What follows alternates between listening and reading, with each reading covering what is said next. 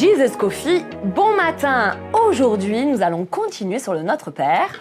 Donc vous avez vu un petit peu, tout le monde est passé. J'ai la bonne nouvelle de vous parler du verset « Ne nous induis pas en tentation ».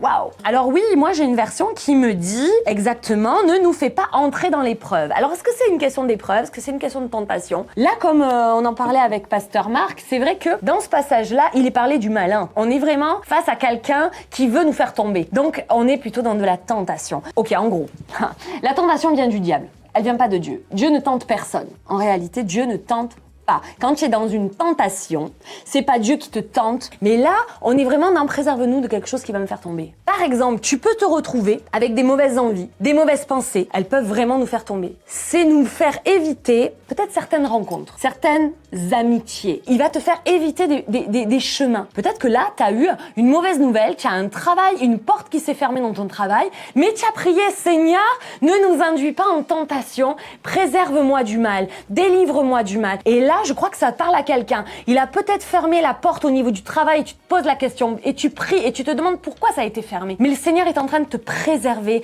de la tentation. Peut-être que ça t'aurait mené loin de lui. Quand on prie, préserve-nous de la tentation, il faut aussi s'attendre à ce que Dieu le fasse.